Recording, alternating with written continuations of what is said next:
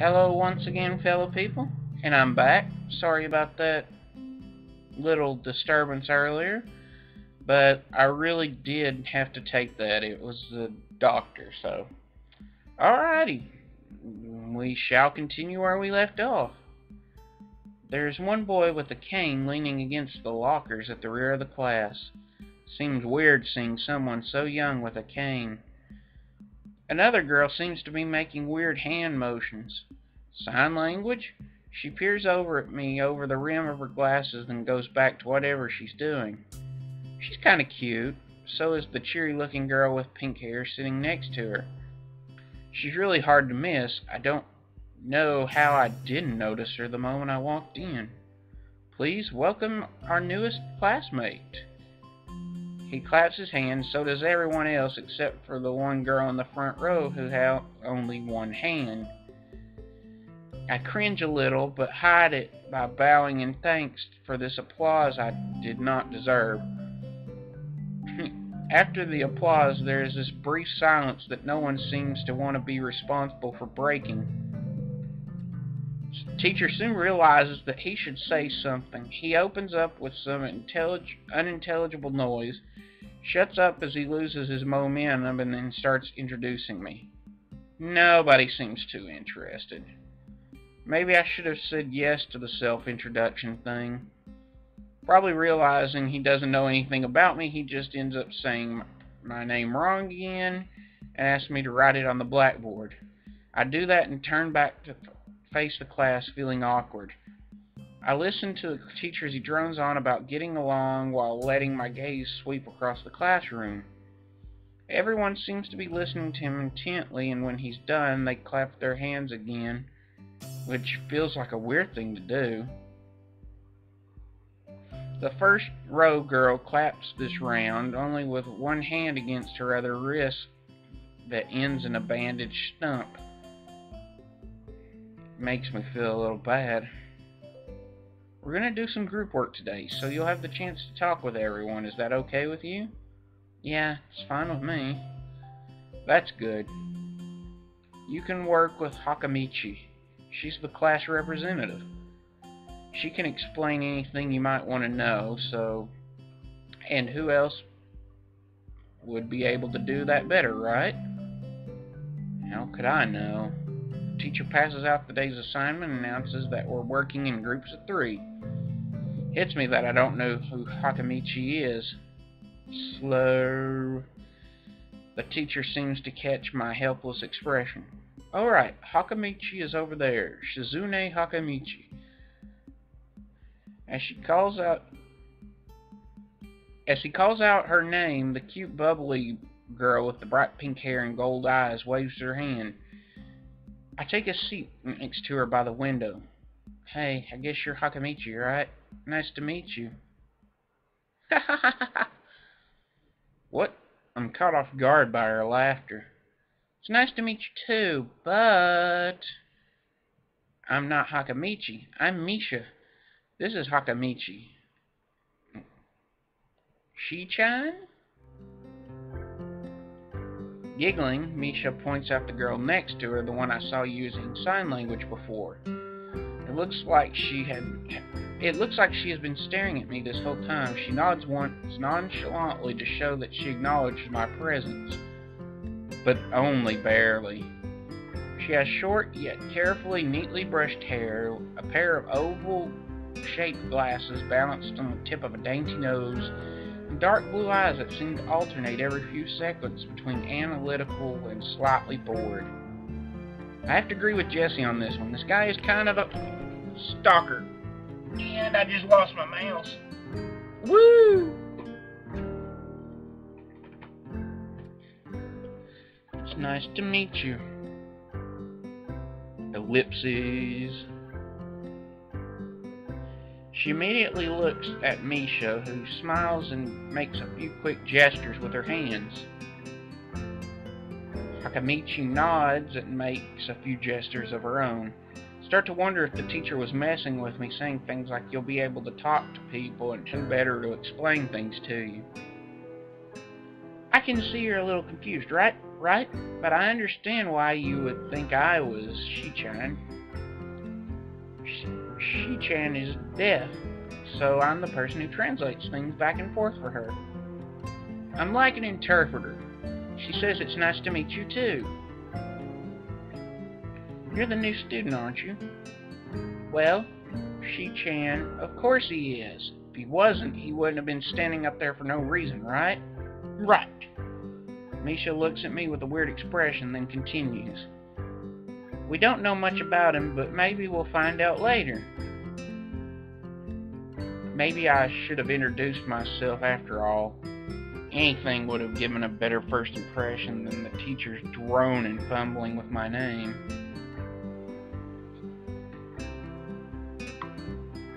We knew that there was going to be a new student, but we didn't know you would be here today so soon. He-chan, right? He-chan? Yep, it fits, doesn't it? Did I say it out loud? It's just a surprise. I've never liked that nickname. I don't really see how. It fits. You look just like I imagined. Yeah, you look just like a he-chan. I wonder why everybody seems to think so. Akamichi taps her fingers on the desk to get Misha's attention. They gesture back and forth with each other excitedly, their hands a blur. Misha seems a little overwhelmed. Sorry about that. Shi-chan wants you to know that she's the class rep, so if there's anything you need to know, you can feel free to ask her. How do you like the school so far? We can show you around a little if you haven't had time to walk around and familiarize yourself with it. Misha stumbles with the hard word a bit, making it stick out in her otherwise fluid translation. Thanks, that would be pretty helpful. Yeah, I just kind of came straight to class today. That's no good. You should always try to learn as much about where you're going before you get there. Not just with school, either. Always, even if it's a trip to the convenience store, right, Shi-chan? Learn about where you're going? I guess I didn't bother to do that, or just didn't care enough to do so. I didn't look forward to this, even if I'd committed myself to go along half-assedly. But anyway. I don't say anything, and Misha signs something that ends in a shrug. What was that? It seems like it was about me. I feel like slumping over in my seat. Both of them are smiling, and that shrug hit me unexpectedly deeply. You look down. Are you okay? Don't take this the wrong way, please. I hate it when people are afraid to ask questions. That's the only way people learn things, by asking. Asking for help is perfectly normal, so as much as needing help. Stop looking like you just failed a test. I guess I kinda did, huh? Wahahaha! Alright. Oh, and another thing, you don't have to call Shi-chan something so formal like Hakamichi or class rep all the time. Just call her Shi-chan. Oh, she blushed. Okay, maybe that's too casual. Maybe Shizune would be more appropriate. Shizune. Ugh. Yep, Shizune is fine. Okay, that would be a lot easier for me. I feel a lot more at ease. Both of them are so friendly, so I feel like an idiot for being apprehensive earlier. Especially about Shizune, who I assumed would be all business. Well, she still seems like that. Just less so, I guess. Uh-oh, she's scowling. Oh, right, we haven't even touched the assignment. We should start work now, or Shi-chan will get mad. Assignment is also kind of long, so we should start now if we want to finish it before the end of class. That too. Shizune glares at the two of us impatiently. I don't need sign language to understand that. Okay, I get the message. After class, we can take a walk around the grounds together. It's a nice day today, okay? The assignment was actually very challenging to get through, combining aspects of being both difficult and unnecessarily long. Still, as we finish it in a few minutes earlier than anyone else in the class, despite our late start. Shizune and Misha are really capable.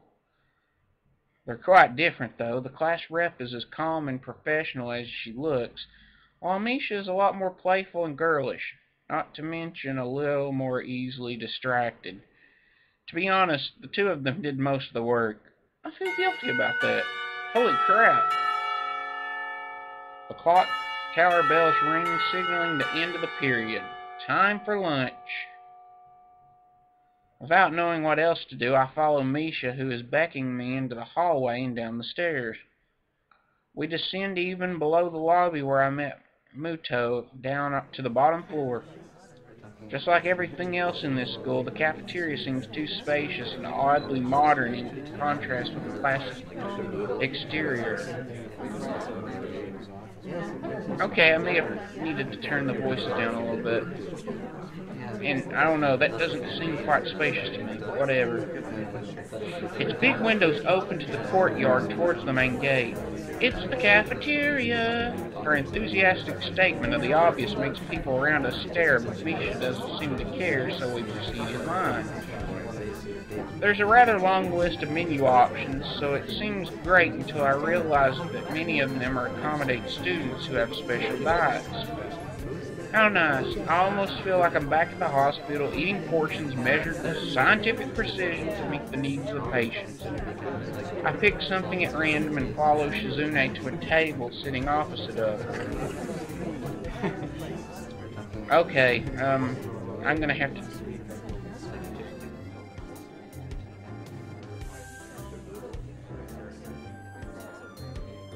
There we go.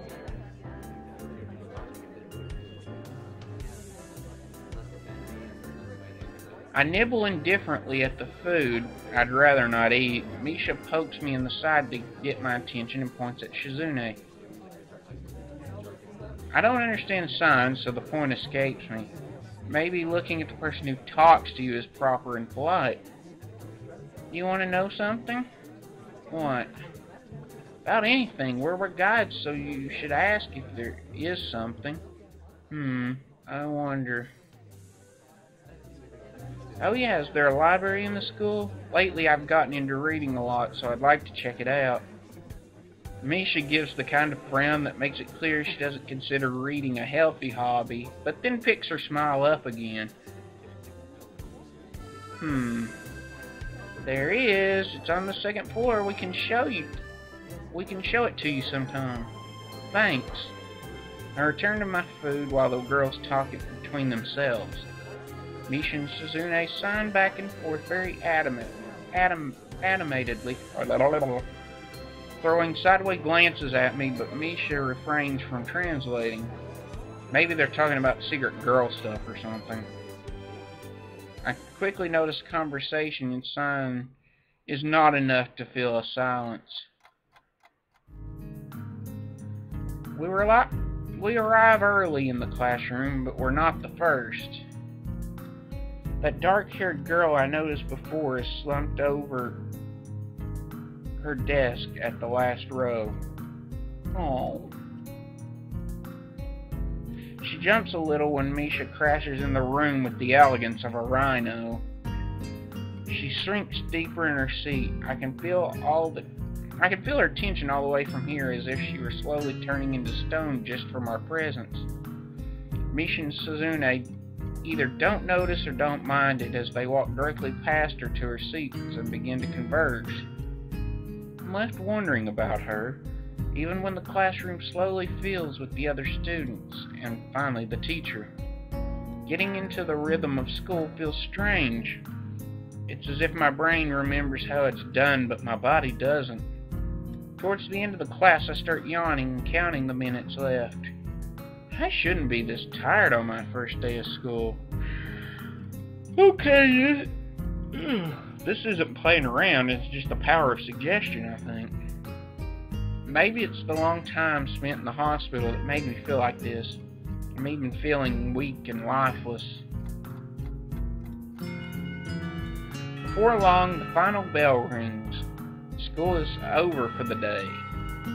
Beside me, Misha and Shizune, I know how to say that, I'm just tripping over it, are having a short conversation. After a bit of deliberation, Misha turns to me. Unfortunately, we can't stay and show you around today, He-chan. We've got to hurry already, since there's a lot of work for us to do. You'll find your way around here, I'm sure of it. Oh, wait, the teacher said I had to see the nurse. Where do I have to go? Is that so? We can at least show you that much. Come on, the nurses have their own building, so we have to go outside. We join the flow of students making their way down the stairwell and outside, with the girls pointing out other senior classrooms in the same hallway as ours. When we get outside, the girls make their way to a smaller building right next to the school. It's built in the same style, so it looks like it's actually part of the main building. This is the auxiliary building here. There's a lot of official important stuff inside, like the Yamaku Foundation office and all the nurses' offices. They even have a swimming pool.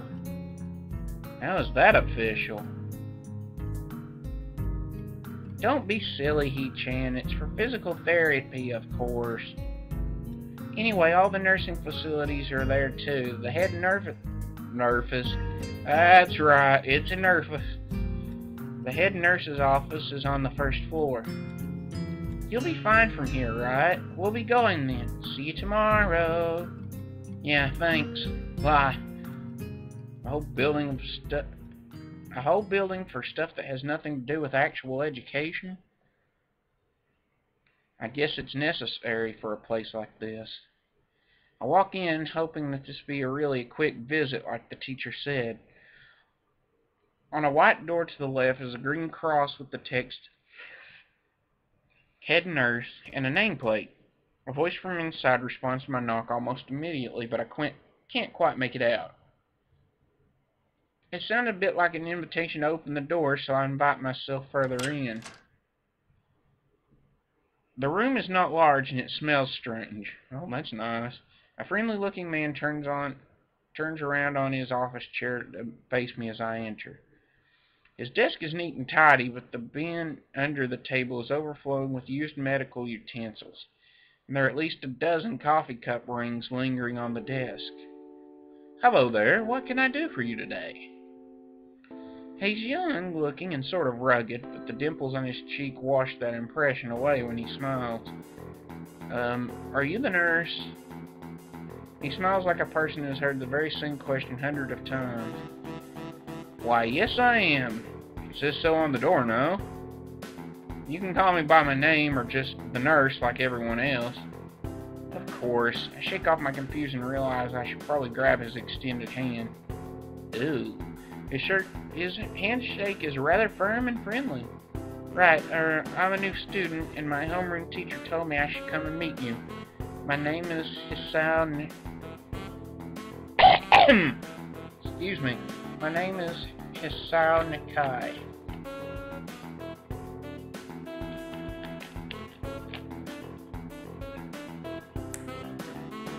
His eyes light up with revelation and he snaps his fingers. Oh, you're that Nakai. I was just reading over your file in the morning. Some kind of chronic arrhythmia and related congenital heart muscle deficiency, right? He gestures for me to sit down in a vacant armchair in front of his desk. Yes. Good, well, you've probably been briefed about the school enough, so I'll just go over this quickly. We have all kinds of facilities available, mostly physical therapy and such. There's always someone from my staff around, even at night, so never hesitate to call us if there's a problem. famous 24-hour nursing staff. Wow, this is like a hospital. Well, not exactly. For instance, we don't do brain surgery here. This joke feels so out of place that I'm left thinking why he even said it. Yeah, just that it's really weird to have so many medical people at a hospital. You'll get used to it. I'm not so sure of that myself, but I don't let the nurse know it. Now, just let me find your file again, as he searches through something from his computer and shuffles stacks of papers around. I let my gaze wander around the room. It's the epitome of generic, I'd like to say. Beige walls and ceiling, dark gray laminate flooring, and all the equipment you'd expect from a school's nurse's office. Even the ridiculous educational posters are hanging from all four walls, reminding me to eat properly, 3 meals a day, from all food groups. Smiling, the nurse draws a thick file from a stack of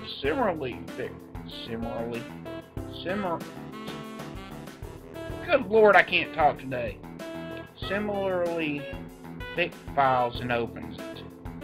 So you already have medication for the arrhythmia. Just remember to take your pills every morning and evening, or it won't be much help. Apart from that, do you do any sports? Rash stuff like, I don't know, boxing? He grins at his own joke, but I don't. Well, I played soccer occasionally with some classmates. Alright, I'm afraid I'm gonna have to recommend you refrain from doing that, at least for the time being. Oh. My lack of reaction makes him raise an eyebrow, but really, I'm not too bothered by him forbidding me to kick a ball around. Guess I never did get out of burning. I guess I never did. Okay. I just totally lost it. I guess I never did it out of burning passion for the sport, just to have something to do. Any kind of concussion might be very dangerous for your heart, and risking another attack is not a good idea. Was the previous one caused by a sudden concussion to the chest area? There's no mention of the cause in your papers.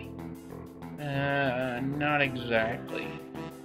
I sidestepped the question acceptably, and he glances over at me over his papers with a more serious expression. Still, you need to keep that body healthy, so some exercise would do you good. We have physical therapy and such available, as I said, but I don't think you really need such heavy measure. Just get some light exercise regularly. Brisk walks, or even light jogging, jumping rope, that sort of thing. Swimming, maybe. There's a pool here. So I was told. You were? Very good. At any rate, and I'm sure you've been told this stuff before, you need to take care not to overexert yourself. He wags his finger to overemphasize. He wags his finger to Good Lord! I think I'm gonna have to take a rest soon. I just can't read worth crap. He wags his finger to emphasize the point. No need really. I've heard this 1,000 times already. Absolutely no unnecessary risks. Oh, there you go. Take care of yourself. Okay. He goes over my paper one more time and sets them on the desk, obviously content. Good, that's it then. Come meet me if you ever need anything. I'm ushered out before I even realize it. A quick visit indeed. I end up standing in front of the main building and the auxiliary building. Although to my eyes they look one and the same. It's the first real look I get at the other students, so I watch people coming in and out of the school, going towards the gate or the dorms. Everyone seems to know where they're going, and I still keep thinking most of them don't look too special for being students at a special school. Then again, neither do I. Does that make me one of them? One of us? I should go somewhere too to prevent me from getting lost. It's around dinner time, but I feel tired instead of hungry. The weariness in me only grows as I trudge towards the dorm, set a little way apart from the main building complex. There's a garden of sorts between the school and the dorms, shrubbery, flowers, and the overbearing smell of fresh-cut grass that fills the atmosphere. It dawns on my tired mind that the smell feels novel because I haven't been outside at all for so long. The dorm building is big and made of red brick. Like the others, it's way too pompous for what it is, so I push forward, going inside. It takes more time than necessary to fish out the key I was given from my pocket. Room 119. Despite the ornate exterior, the inside of the dorm is fairly new, functional, and boring. Just like the main building, the halls and the doors are wide to accommodate wheelchairs. Same goes for the elevators at the ends of the hallway. I poke my head around the corner of the common room door. Inside, a few students are watching the television. One nods and gives a quick hello before turning back to the television. It seems that only the girls around here are sociable. Suppose that's perfectly fine with me. I climb the stairs to the upper floor. Here, small corridors branch off the main hallway. Each of these minor halls seems to have a toilet, a shower, and as well as 4 rooms. About halfway down the hall, I spy room 119. The nameplates on the rooms adjacent to mine are blank. I guess there's just 2 of us here. Light shines from below the door of 117, so I knock lightly. Hello? Is anyone home? From inside, I hear a few movements, and then the clicking of way more locks than I thought these doors had. After a moment, the door squeaks open. A bespectacled boy is standing in the doorway. He looks at me very intently through his extremely thick glasses. Oh, someone just had to put Harry Potter in here. Yep. Scarf. Yeah, anyway. Who is it? Okay, maybe not. Blind? No. At least not completely. Why would he have eyeglasses if he was? He leans closer to me until our noses are almost touching. His breath stinks of garlic. Hisao Nikai, I'm moving into the next room. I thought I should introduce my... His face suddenly brightens in realization. He stands back upright, thrusting his hand out in a smiling greeting. Almost straight to my diaphragm. Oh, sup, dude. The name's Kenji. Oh, hi. I take Kenji's sweating hand to shake it, still a little radent from the sudden change of attitude and vehement welcome. There were some suspicious looking people going in and out of your room earlier. It was probably my parents. Your parents, you sure? Because they could have been some other people too. You can't judge a book by its cover. His out-of-place proverb is left hanging between us awkwardly as I try to think of some way to respond. I'd say the chances are high enough. He shudders and makes some exaggerated hand gesture. You're a brave man, Hisao. Me? I don't think I could trust the chances. The only one I trust is myself. Does that mean I shouldn't get to know you either? He thinks about this a while. A wise decision. Damn, you're smarter than you look. Probably. What do you look like? I hope not smart. He squints his eyes and leans closer again, and I lean backwards to dodge it. Never mind, it doesn't matter. With that, he turns, fumbles around to search the door handle, and shuts the door behind him. I slide the key into the lock of the room marked 119. Bleak beige walls, white linen, a desk made of a type wood, ugly curtains, black wood. It's no one's room, impersonal, like my hospital room was. My bags are sitting at the foot of the bed, making it looking a lot emptier than they did this morning. The closet is sitting open, stocked with my clothes. Also, it seems like there are a number of school uniforms hanging there as well. A note is pinned to the sleeve of one of the shirts. Hi, He-chan. We unpacked your things and made your bed. They said that if these don't fit, then you should go to the office tomorrow. If you have any problems, you can always call us. Love, Mom and Dad. Aww. Well, at least I don't have to worry about unpacking. Kinda hoped I would have, and there'd be something to do. Still too early. I put the note down on the desktop and lie on the bed, feeling drained. Lying there makes me want to read something, but I have nothing with me. I wonder if the hospital conditioned me for wanting to read whenever I have nothing to do. The restless urge just keeps growing until I have to stand up. Maybe it's stress or something. I was pretty nervous about it before coming, and for the entire day too. I still am, I think. Damn, I have to distract myself somehow. I don't want to be this unnatural all the time. Tomorrow I'll borrow some books from the library. Yeah, I'll do that. But for now, the bottles of medication neatly arranged on my night table catch my eye. I pick one up and shake it to hear the contents rattle just to hear the contents rattle inside, and then read the glued-on pharmacy label. Saunikai, 2 tablets daily to stay alive. Okay, that's quite the description. It doesn't really say that, but it could just as well. It's kind of twisted having your life depend on chemicals like this. I resent it a little, but what choice do I have? With a sigh, I begin my new daily ritual of taking the right number of pills from each bottle, being careful to check for the correct dosages.